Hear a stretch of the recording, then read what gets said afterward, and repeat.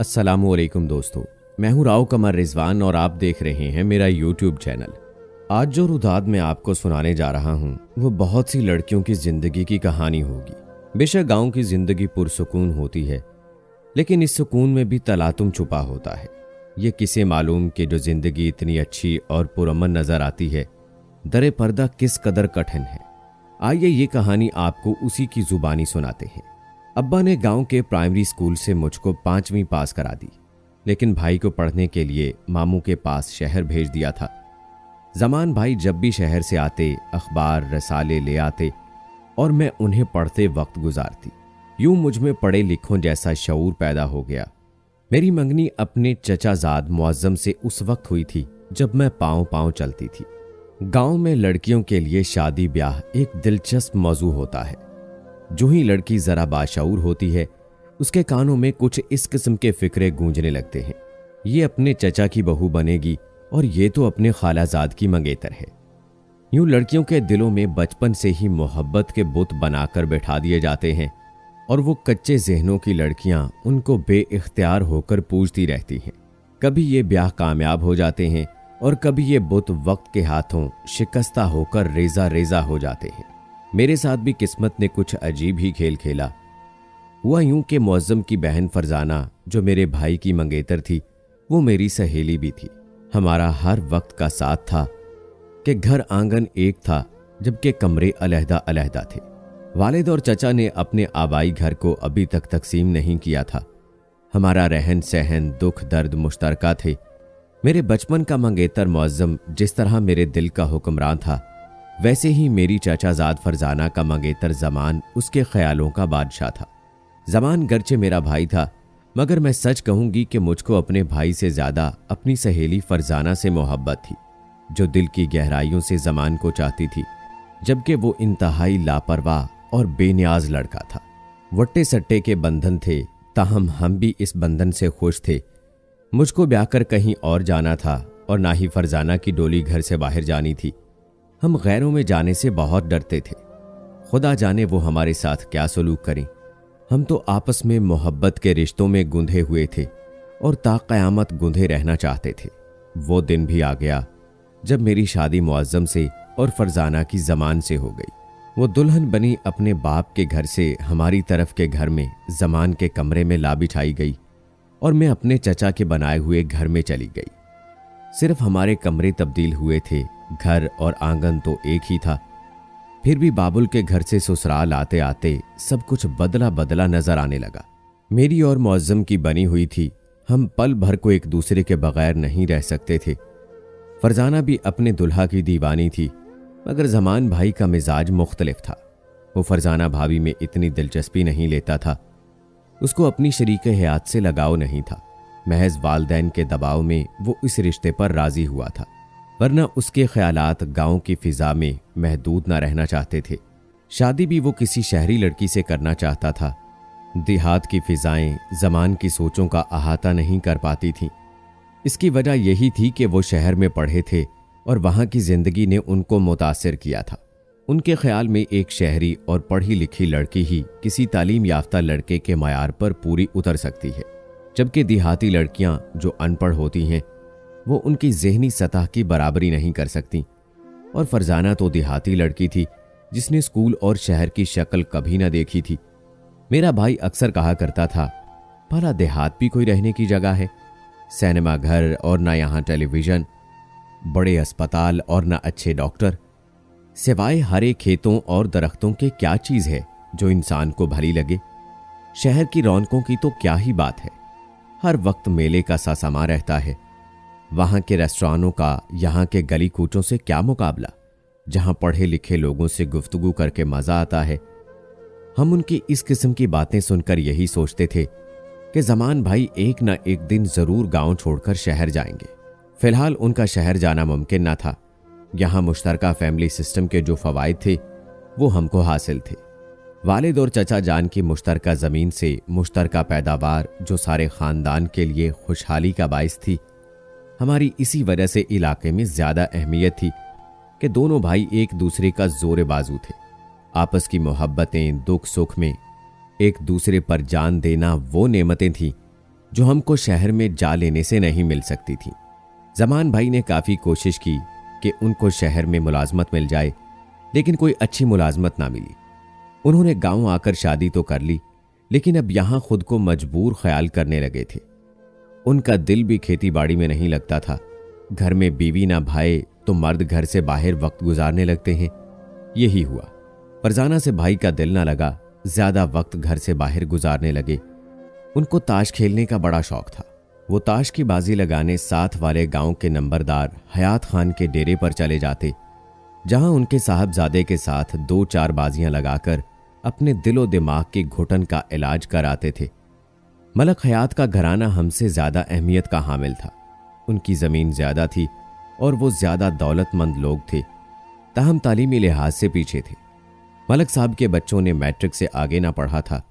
लड़कों के साथ उनकी लड़कियां भी मैट्रिक पास थीं। ज्यादा बड़ी जिम्मेदारी होने की वजह से उनको फिक्रे रोजगार ना थी। मुलाजमतों के हसूल का भी कोई मसला ना था। ये लोग अलबत्ता सियासत में दिलचस्पी रखते थे। मलक हयात के भाई चूंकि पढ़े लिखे थे, तभी उनको सियासत में नुमाया मकाम हासिल था। सियासी असर व रसूख के सबब उनकी धाक भी थी।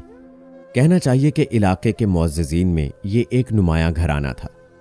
जमान भाई को न जाने क्यों एहसास कमतरी ने घेर रखा था। वो उन लोगों से वाबस्तगी को अपने लिए बाइसे फख्र समझते थे। बात बात पर उनकी बरतरी जतलाते थे। अब्बा जान भाई को कहते भी थे कि बरतरी तालीम से होती है, ज्यादा जमीन से नहीं होती। आला तालीम से ही इंसान को शऊर जिंदगी हासिल होता है, जबकि तालीम के बगैर दौलतमंद ऐसा होता है जैसे खुशबू के बगैर फूल। ये बात मगर भाई की समझ में नहीं आती थी।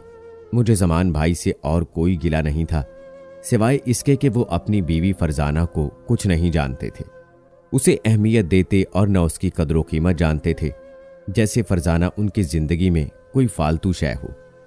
हालांकि मियाँ बीवी का रिश्ता इतना बेवक़्त नहीं होता। मेरे वालिद साहब मैट्रिक पास थे, वो टीचर भी रहे थे और नेक आदमी थे। गांव के तमाम लोग उनकी इज्जत करते थे। अब्बा भी जमान को समझाते कि बेटा अपनी बीवी का ख्याल रखा करो। अब्बा तो फरजाना के ताया थे, उसको बहू नहीं बेटी जानते, उसका बहुत ख्याल रखते थे। तभी एक वाकया उस वक्त हुआ जब मैं 3 बच्चों की माँ हो चुकी थी और फरजाना भाभी के यहाँ भी 2 बच्चों का जन्म हो चुका था। मलक हयात खान और उनके घर वाले अपने बेटे के रिश्ते के सिलसिले में दूसरे गांव गए हुए थे। घर में छोटा लड़का और 2 बेटियां थीं। उन लोगों को गए दूसरा दिन था कि घर से नगीना गायब हो गई। ये मलक साहब की बड़ी बेटी थी। जो बेटा घर में था उसने जाकर अपने वालिदैन को इत्तला दी। ये लोग भागे भागे घर लौट आए। नगीना को रिश्तेदारों के घर जहां जहां मुमकिन था ढूंढा गया, उसका पता न चला। उसकी छोटी बहन रुबीना ने बताया कि वो छोटे भाई को दूध का बर्तन देने बाड़े की तरफ गई थी। पहले तो हमने समझा कि घर में यहीं कहीं है। 15 रोज सभी इस वाक़े से परेशान रहे। अचानक एक दिन जमान भाई घर से गायब हो गए। वालिद को शक गुजरा। उन्होंने बेटे के एक गहरे दोस्त को एतमाद में लेकर उससे बात की तो उसने बताया कि चचा जान, आपका बेटा मलक हयात की बेटी को लेकर गया है। शहर में एक दोस्त के घर रखा हुआ है। मुझको कसम दी थी कि आपको ना बताऊं, लेकिन वो आग से खेल रहा है।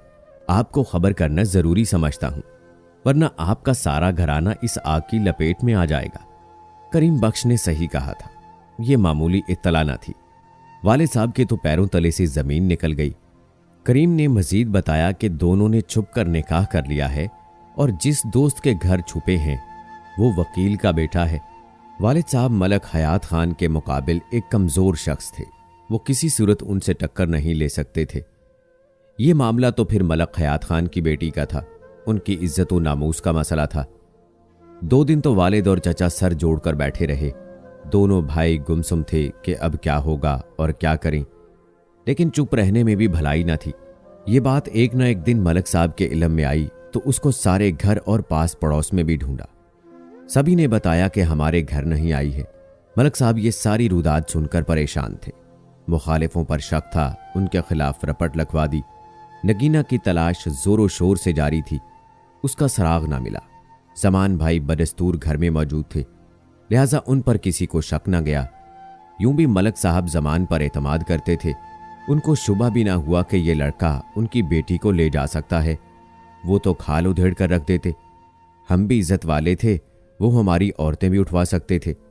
मेरे भाई ने हरकत ही ऐसी की थी, घर वालों की इज्जत का भी ख्याल ना किया और मलक साहब के एतमाद को धोखा दिया, जो उनको बेटे जैसा समझते थे और घर में आने की इजाजत दी हुई थी। बहुत सोचने के बाद भी जब वालिद साहब को कोई राह सुझाई ना दी तो उन्होंने हालात का मर्दाना वार मुकाबला करने की ठान ली। यूं कि खुद ही मलक साहब से बातचीत को मुनासिब ख्याल किया। अब्बा जान ने गांव के मुअज़्ज़िज़ लोगों को साथ लिया और मलक साहब के दर दौलत पर हाजिर हो गए। उनसे कहा कि मैं तुम्हारा मुजरिम बनकर खुद ही हाजिर हो गया हूं, अब जो चाहे सजा दो, मेरा सर काट दो या मुझको सूली पर लटका दो, क्योंकि मेरे बेटे ने वो खता की है जो गांव के रिवाज के मुताबिक नाकाबिले माफ़ी है। उसने हम दोनों घरानों की इज्जत का जनाजा निकाल दिया है। आपकी इज्जत तो हमसे ज्यादा है, इसलिए नुकसान भी आपका ज्यादा हुआ है। ऐसा कहते हुए अब्बा जान ने अपनी पगड़ी मलक साहब के कदमों में रख दी और ज़ारो कतार रोने लगे। मलक साहब तो अपने दुश्मन के खिलाफ न जाने क्या सोचे बैठे थे। मेरे वालिद की हालत जार देखकर उनको उस बूढ़े, नेक और शरीफ शख्स की बेबसी पर रहम आ गया। कहा कि ना तो किसी का सर काटकर मेरी इज्जत वापस आ सकती है और ना किसी को जेल डलवाकर मेरा नुकसान पूरा हो सकता है। मेरी इज्जत गई है जिसका कोई मोल नहीं। अगर इज्जत का कोई मोल होता तो वो इज्जत के बदले इज्जत है, लिहाजा ये सौदा इसी तरह बराबर हो सकता है। वालिद साहब ने कहा कि आपकी बात को मैं समझा नहीं। मेरी बेटी शादीशुदा है और बहू भी। आप चाहें तो मैं आपकी बेटी के बदले अपनी छोटी लड़की का रिश्ता आपको देने पर तैयार हूं। आपके बेटे के लिए यह जिससे चाहें ब्याह दें। देखो मुरीद, बेशक जुर्म तुमने नहीं किया, तुम्हारे बेटे ने किया है, लिहाजा खतावार तो वही है, लेकिन हमारे यहां का रिवाज यही है कि बेटे के जुर्म की सजा बाप ही को मिलती है। तुम्हारे बेटे ने हमारी इज्जत का जनाजा निकाला है, चाहिए तो यही कि हम तुम्हारी इज्जत का जनाजा निकाल देते, लेकिन हमें तुम पर रहम आता है। गांव के ये सारे मुअज़्ज़िज़ लोग तुम्हारे साथ आए हैं, हमको इनका भी ख्याल है, लिहाजा हमने अपनी बेटी को तुम्हारी बहू तस्लीम कर लिया है, लेकिन उसकी सौतन हमको बर्दाश्त नहीं। लिहाजा जमान को अपनी बीवी को तलाक देना होगी, वरना हम अपनी बेटी की तलाक करवा देंगे और उसको अपनी तहवील में ले लेंगे। इसके बाद हम खुद जमान से अच्छी तरह निमट लेंगे। इसलिए ये हल निकाला कि खून खराबा हो और ना हम अपनी इज्जत को कोर्ट कचहरियों में उछालते फिरे। तुम्हारा लड़का हमारी लड़की से निकाह कर चुका है, हमने ये तस्लीम कर लिया है, लेकिन तावान तो हम लेंगे। यूं समझ लो कि हमने तुमको अपनी बेटी का रिश्ता दे दिया है, लेकिन बेटी के रिश्ते के बदले में तुम्हारी बेटी का रिश्ता लाजमन लेंगे। बस हम तुम्हारी बड़ी लड़की का ही रिश्ता लेंगे जो ब्याही हुई है, उसकी तुमको तलाक करानी होगी। तुम्हारी छोटी लड़की इतनी कम उम्र है कि हम उसके साथ निकाह करना मुनासिब नहीं जानते। ये सजा तो सर उतारने से भी ज्यादा कड़ी थी। इससे तो अच्छा था कि मलक हयात मेरे अब्बा जान का सर ही उतार लेता या फिर उनको सूली पर लटका देता, लेकिन अफसोस के फैसला हयात खान के हक में दे दिया। अब्बा जान ने बहुत हाथ जोड़े, मगर हयात खान किसी सूरत राजी ना हुआ। उसने कहा, हम तुम्हारी बड़ी बेटी से ही ब्याह करेंगे, ये बदला है हमारी बेटी से तुम्हारे बेटे के निकाह करने का, और हम अपनी बेटी की सौकन भी बर्दाश्त नहीं करेंगे, तो जमान को अपनी पहली बीवी को भी तलाक देनी ही होगी। अब समझ गए हो ना मेरी बात अच्छी तरह। जहां सरों की बाजी दाव पर लगी हो वहां ये शर्त कुछ भी नहीं थी। अब्बा जान को तो जमान की जान के लाले पड़े हुए थे और बेटे की जिंदगी के बदले बेटी और बहू की कुर्बानी उनको अर्जा मालूम हो रही थी। मुअज़्ज़िज़ीन गांव ने भी खून खराबे से बचाव की खातिर हयात खान की बात को मान लिया। मेरे भाई जमान की वजह से हम 2 लड़कियां रिवाज की कुर्बान गाह पर भेंट दे दी गई। फरजाना को तलाक मिली और मेरा घर उजाड़ कर मुझे भी मल्क हयात के हवाले कर दिया गया। यूं इज्जत के बदले इज्जत की रस्म को पूरा कर दिया, बल्कि बांदी बनाकर पेश कर दिया। फरजाना को तलाक के बाद मेरे खालाजाद भाई ने निकाह में लेकर अपने घर में बसा लिया, लेकिन उनके बच्चों को उनसे जुदा कर दिया गया। पोते और पोती को अब्बा जान ने अपने पास ही रख लिया। इसी तरह फरजाना के बच्चे माँ के लिए रोते बिलखते रह गए और उनकी माँ दूसरे गांव भेज दी गई। मेरे 3 बच्चे भी मेरी माँ ने रखे। तमाम उम्र मैं जिनके मिलने को तरसती रही हूँ। उम्र भर मैं मलक साहब की बीवी जरूर रही, लेकिन उनकी बेटी के बदले तावान में आई थी, इसलिए उनके सारे खानदान ने मुझसे नौकरानी जैसा सलूक किया। आज तक मैं मुअज्जम को और वो मुझको नहीं भूले। उन्होंने दूसरी शादी भी नहीं की। सुना है अब भी रातों को उठ उठकर खुदा से फरियाद करते हैं, जिसने जाने किस वजह से उनको मुझसे और मुझे उनसे जुदा किया। चूंकि मैं उनके बाप की इज्जत थी, सो हयात खान की वफात के बाद भी मुझको उनके लड़कों ने वापस भी मैके जाने ना दिया। अगर रिवाज इतने सख्त ना होते और अब्बा भाई को शहरी लड़की से शादी करने देते तो आज मैं और फरजाना बर्बाद ना होते। मेरे बच्चे भी माँ की ममता से महरूम हो गए। लेकिन इन रिवाजों की जंजीरें टूटती ही नहीं। आखिर इन रिवाजों की कुर्बान गाह पर कब तक बेटियां भेंट चढ़ती रहेंगी? आखिर कब तक ये जुल्म होता रहेगा? दोस्तों, क्या आपके यहाँ भी ऐसे ही रिवाज हैं या आपने ऐसी कोई कहानी सुनी हो? कमेंट बॉक्स में जरूर बताएं। मिलते हैं अगली वीडियो में, तब तक के लिए अल्लाह हाफिज।